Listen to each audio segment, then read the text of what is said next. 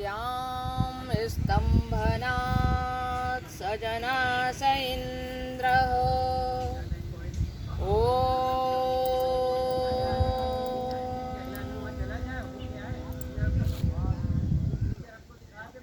शान्तिः शान्तिः शान्तिः। आज इस मंत्र में इंद्र देवता की आराधना की गई। आप सब जानते हैं कि इंद्र वृष्टि के देवता माने जाते हैं और इस मंत्र में उनकी बहुत महिमा गाई गई। उन्होंने क्या किया है, तो सबसे पहले प्रारंभ में ये स्थिति मिलती है कि पृथ्वी जो है वो कांपती रहती थी। महाराज पृथु ने उनको स्थिर किया, वो कभी मौका मिला तो कथा सुनाऊंगी। तो पहले पृथ्वी कांपती रहती थी, तो इंद्र ने पृथ्वी को स्थिर किया। और क्या किया, तो पहले ऐसा उल्लेख मिलता है कि पर्वत उड़ा करते थे और जहाँ कहीं जा कर के बैठ जाते थे, तो वहाँ की संपत्ति जो होती थी, धन धान्य जो होता था, वो विनष्ट हो जाता, दब जाता। तो इंद्र ने उनको भी स्थिर किया कि पर्वत अपने स्थान पर स्थिर रहे। और क्या किया, तो ये जो विस्तृत आकाश हमें दिखाई देता है, अंतरिक्ष दिखाई देता है, उस अंतरिक्ष को भी जिसने स्थिर किया। और अंतरिक्ष के ऊपर लोक माना जाता है द्युलोक, पृथ्वी लोक, अंतरिक्ष लोक और द्युलोक। तो जिसने द्युलोक को भी स्थिर किया, उस इंद्र को नमन करते। और आज एक बहुत छोटी सी कहानी सुनाएंगे जिससे आप लोगों का भजन बाधित न हो। हम सब जानते हैं कि हमारे यहाँ बहुत सारे ऋषियों मुनियों का उल्लेख मिलता है और वैदिक ऋचाएं या कोई भी ऋचा जो है वो सारे ऋषियों ने आत्मदर्शन करके उसको व्यक्त किया। तो ऋषियों मंत्र दृष्टारः ऐसा कहा जाता है कि ऋषियों ने मंत्रों का दर्शन किया, लिखा नहीं, दर्शन किया, आत्म साक्षात्कार किया और वही जो प्रस्फुटित हुआ वही हमारे मंत्र बने। तो ऐसे ऋषियों मुनियों में बहुत सारे ऋषि मुनि आते हैं। आज अगस्त ऋषि का उल्लेख करते हैं, उनकी कथा बहुत छोटी सी सुनाते हैं। एक बार ऐसा हुआ कि अगस्त ऋषि कहीं जा रहे थे घूमने के लिए। वे ऋषि थे, कहीं कोई बंधन नहीं था, अपनी पूजा आराधना सब किया, उसके बाद अरण्य में अपना घूमते भी थे। तो वो चले जा रहे थे अपनी मस्ती में, तो उन्होंने देखा कि एक जगह पर वृक्ष पर बहुत सारे लोग लटके हुए, जीर्ण शीर्ण से लटके हुए हैं और जीवित हैं। तो उनको बड़ा आश्चर्य हुआ और कुछ अजूबा अगर दिखता है तो आदमी अपने आप वहाँ रुक जाता है, ठिठक जाता है। तो उन्होंने प्रार्थना की और पूछा कि हे भगवान, आप लोग कौन हैं और इस तरीके से क्यों लटके हुए हैं, क्या बात है? तो उन्होंने कहा कि हम सारे आपके ही पूर्वज हैं। तो बोले तो फिर ऐसे क्यों लटके हैं? बोले आपकी कोई संतति नहीं है और हम सबों का उद्धार कैसे होगा, इसलिए हमें अपेक्षा है कि आपकी कोई संतति होनी चाहिए। तो अगस्त ऋषि ने कहा ठीक है, ये कौन सी बड़ी बात है, हो जाएगा। तो एक राजा थे, विदर्भ नरेश कहा जाता है। विदर्भ प्रदेश आजकल महाराष्ट्र में पड़ता है, पहले मध्य प्रदेश में पड़ता था।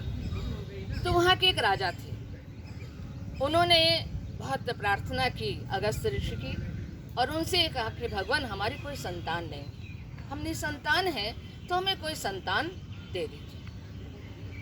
तो अगस्त ने कहा बिल्कुल आपको संतान मिलेगी। और उन्होंने उनको आशीर्वाद दिया, पर एक शर्त लगाई। उन्होंने कहा कि जो संतति आपकी होगी वो कन्या होगी और उससे आप मेरा विवाह करिएगा, तब मैं आपको संतति देता हूँ। और उन्होंने जैसी मतलब परिकल्पना कर सकते थे वैसी परिकल्पना करके उनको आशीर्वाद दिया कि आपके यहाँ एक कन्या रत्न का जन्म होगा। कुछ समय बाद वो कन्या हुई और उस कन्या का नाम रखा गया लोपामुद्रा। और धीरे धीरे बढ़ने लगी और राजा की पुत्री है, तो जिस ऐशो आराम में उसको पलना चाहिए वैसे पल पोस रही है, बड़ी हो रही है, बहुत खूबसूरत हो गई। तो समय आया तो राजा की पुत्री है तो बहुत सारे राजकुमार उसकी आकांक्षा करने लगे कि इससे हमारा विवाह हो। लेकिन राजा ने तो कमेंट कर दिया, मतलब कमिट कर दिया था अगस्त ऋषि को कि हम आपसे ही विवाह करेंगे। तो जब समय आया तो ये हुआ कि विवाह करना है, और राजा को भी दुविधा हुई कि कहाँ ऐशो आराम में पली हमारी बेटी और कहाँ ऐसे ऋषि के साथ। थोड़ा सा मन में आ गया कि कैसे इस तरीके से इतनी जिसको कहना चाहिए कि तप करके हमारी बेटी कैसे रहेगी। तो फिर भी बेटी ने कहा कि नहीं पिताजी, आपने अगर वचन दिया है तो मैं उनसे विवाह करूँ। विवाह खूब अच्छी तरीके से संपन्न हो गया, और जब विदाई का समय आया तो वो सारे आभूषण इत्यादि साज सज्जा से तैयार थे। तो अगस्त ऋषि ने कहा कि इसकी हमें ज़रूरत नहीं है, आप सारे जो आभूषण रत्न आपने पहने आप यहीं छोड़ दीजिए, फिर आप मेरे साथ चलिए। ठीक है, उन्होंने खुशी खुशी सारा छोड़ दिया और ऋषि के साथ अरण्य में चले गए। तो ये लोग बड़े आराम से रहने लगे और बड़े सुख से इनका जीवन व्यतीत हो रहा था, और जितनी सेवा चर्या करनी चाहिए लोपामुद्रा ऋषि की कर रही थी। तो धीरे धीरे इनके मन में फिर सृष्टि करने की इच्छा जागृत हुई, और उनके प्रति आसक्ति भी हुई लोपामुद्रा के प्रति कि अब ये संतति को जन्म दें। तो लोपामुद्रा ने कहा कि पतिदेव, आप जो कह रहे हैं मैं पूरी तरह से सहमत हूँ, पर मेरी एक शर्त है। बोले क्या शर्त है? तो उन्होंने कहा कि जिस ऐशो आराम में मैं थी, मैं राजा की बेटी थी, वो सारी सुख सुविधा आप यहाँ उपलब्ध कराइए। आप तो ऋषि हैं, तपस्वी हैं, आपके लिए कुछ असंभव नहीं है। और फिर वो जो सेज सैया होगी उस पे हम रमण करेंगे और आपकी संतति उत्पन्न होगी। तो महर्षि अगस्त ने कहा कि ऐसी बात है, तो मैं अगर इस काम के लिए तपस्या का उपयोग करूं तो मेरी तपस्या सारी व्यर्थ हो जाएगी, तो इस के लिए तो मैं ये तपस्या नहीं करूंगा। तो उन्होंने कहा फिर आप कोई उपाय करिए। उन्होंने कहा अच्छा ठीक है, मैं देखता हूँ, राजाओं के पास जाता हूँ, अगर कोई दे देता है न्यायपूर्वक तो मैं उसको ले आकर यहाँ तैयार करता हूँ। तो गए, वो निकले भैया। तो राजा उस समय बहुत न्यायप्रिय हुआ करते थे और उतना ही धन लेते थे, उतना ही एकत्रित करते थे जिससे प्रजा का पालन हो सके। उससे एक अंश भी उनके पास ज़्यादा नहीं रहता था। तो जब एक राजा के यहाँ गए और उन्होंने कहा कि महाराज, हम कुछ धन चाहते हैं, हमारी आवश्यकताएं हैं, तो आपका जिसमें नुकसान ना हो, किसी प्रकार का आपके राज्य में व्यवधान ना हो और प्रजा दुखी ना हो, वो धन आप हमें दे दें। उन्होंने कहा महाराज, ये सारा आय व्यय का ब्यौरा है, आप ले लीजिए, आप देख लीजिए और आपको जो उचित लगे वो आप इसमें से ले लीजिए। तो जब उन्होंने देखा कि वो सारा न्यायगत या न्यायप्रिय ढंग से एकत्रित किया गया था और सारा जो है वो प्रजा के हित में लगता था, तो उन्होंने कहा नहीं, यहाँ से तो एक पैसा नहीं दिया जा सकता। दूसरे राजा के यहाँ गए, वहाँ भी यही स्थिति हुई। तीसरे के यहाँ गए, वहाँ भी यही स्थिति हुई। अब क्या करें भाई, जब राजा सब इतने अच्छी तरीके से अपने प्रजा का पालन कर रहे हैं तो वो वहाँ से ले कैसे, और लेंगे तो उनके प्रजा को कष्ट होगा। तो उन्होंने कहा अच्छा ऐसा करते हैं कि असुर राज है, उसके पास बहुत सारा धन है, उसका धन लिया जा सकता है। और वो असुर दो भाई थे, एक का नाम था इलवल और एक का नाम था वातापी। दोनों बहुत दुष्ट थे और जितने ब्राह्मण हुआ करते थे उनका धर्म भ्रष्ट करना उनका सबसे बड़ा कर्तव्य था। लूट कर रखते तो वो सब को आमंत्रित करते थे भोज के लिए, और वातापी जो उसका भाई था उसको काट के और उसका बनाकर भोजन मांसवास वो सारे ब्राह्मणों को खिला देता। और उसके बाद वो इलवल चिल्लाता था, भाई वातापी आओ, और वो आजा। मृत संजीवनी की कथा मैंने उस दिन आपको सुनाई थी। वो आ जाता था, जितने ब्राह्मण थे सबके सब मर जाते थे। तो इस तरह वो ब्राह्मणों का संहार करता था। तो ये गए, इन्होंने कहा कि भाई हमारी ये इच्छा है। तो उनका ठीक है, वो तो आपको मिल ही जाएगा, आइए हमारे यहाँ भोग में भाग लीजिए। महर्षि अगस्त तैयार हो गए, उनका ठीक है, मैं भोग में भाग लेता हूँ। और फिर वही स्थिति हुई, वातापी को काटा गया और सबको खिलाया गया, इनको भी खिलाया गया। कोई नहीं था, सिर्फ यही थे, तो इनको खिला दिया, पूरा पूरा खिला दिया। अच्छा, खा लिया। बड़ा चतुर था इलवल, उसने फिर वही आवाज लगाई, भाई वातापी आ जाओ। अब वातापी जब जिंदा हो, अंदर हो तो निकले, हजम कर लिया था पूरा। महर्षि अगस्त्य तो आए कहाँ से वो। तो उसने कहा, भाई देखो आप इलवल, आप वातापी को मत बुलाओ, वातापी को मैंने हजम कर लिया है, अब वो नहीं निकल सकता है। तो उसको बड़ा दुख हुआ, बड़ा रोया होया।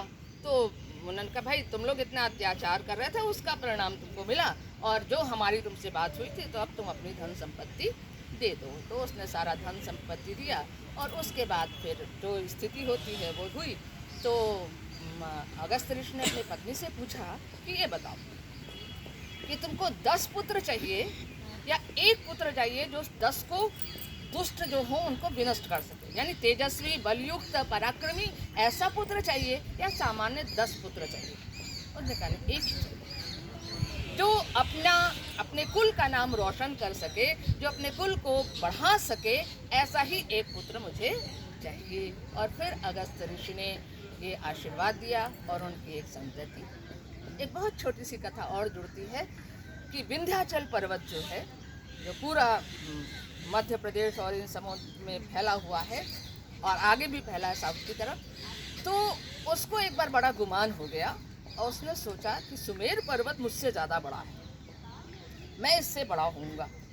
तो वो बढ़ने लगा, और आकाश तक। तो सारे देवताओं को बड़ी चिंता हुई कि हम करें क्या, किस तरीके से इसको नीचे करें। तो उन्होंने सबने जाके अगस्त्य ऋषि से प्रार्थना की कि महाराज, ये इतना ऊपर बढ़ते चले आ रहे हैं, तो हम लोगों का विनाश हो जाएगा, इनको किसी तरीके से रोकिए। तो अगस्त्य ऋषि ने कहा, अच्छा कोई बात नहीं। तो वो आगे बढ़े, और विंध्याचल के पास जाकर उन्होंने प्रार्थना की कि विंध्याचल पर्वत, आप मुझे थोड़ा सा जगह दे दीजिए, क्योंकि मैं दक्षिण के साइड में जाना चाहता हूँ, दक्षिण दिशा की ओर जाना चाहता हूँ। तो वो सब इतना सम्मान करते थे कि प्रणाम करके ऐसे झुक गए, और जब वो झुक गए तो अगस्त्य ऋषि चले गए, और फिर वो लौटे ही नहीं, और जितना विंध्याचल पर्वत है फिर वो नीचे झुक गया। तो ऐसे श्रेष्ठ आचार विचार वाले हमारे ऋषि मुनि हुए हैं, हमें उनको भूलना नहीं चाहिए। उनकी शिक्षा को, उनके विचारों को, उनके तप को हमेशा स्मरण रखना चाहिए, और अपनी आत्मिक शक्ति को बढ़ाना चाहिए।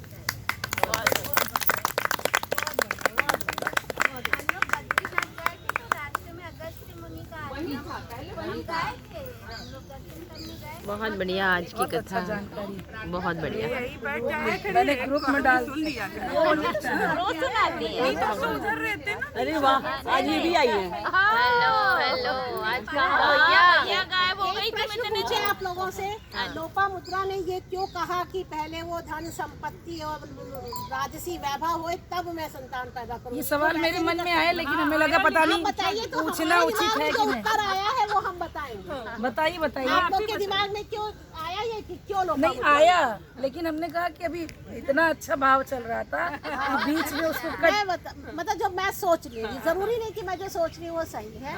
देखिए, जब आदमी सात्विक हो जाता है, जब वो ईश्वर की तरफ बढ़ता है, जब वो भक्त हो जाता है, जब वो प्रकृति के बारे में सोच रहा है, तब उसके मन में ये सांसारिक कामनाएं और लालसाएं खत्म हो जाती हैं।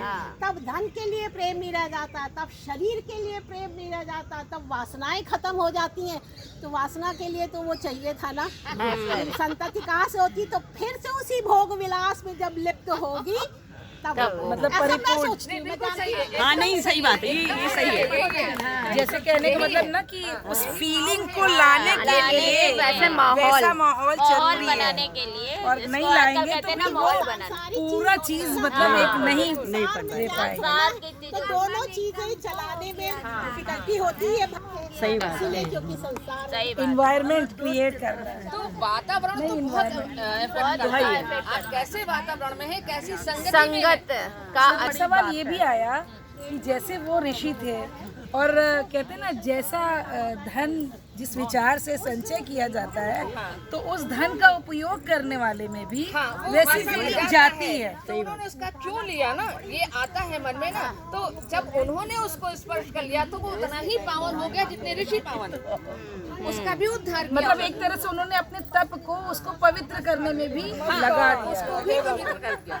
वो भी क्या, और मतलब एक उसकी जो परंपरा चल रही थी मार के खिलाने वाली, वो भी समाप्त कर दी, वो भी समाप्त हो गई। मतलब उसको मोक्ष कर दिया, एक तरह से मोक्ष दे दिया। कहानियाँ हमको शिक्षा देती हैं। कोई भी कहानियाँ पहले सुनिए और विचार करिए तो आपके मन में प्रश्न उठाएगा, फिर समाधान भी आता है। पहले ऋषि मुनि लोग इसी तरह के कार्य करते थे कि समाज में वो चीज नहीं हो जाए। आज जो कहते हैं ना कि संत देश चलाएंगे, लेकिन पहले तो संत ही देश चलाते थे, और राजा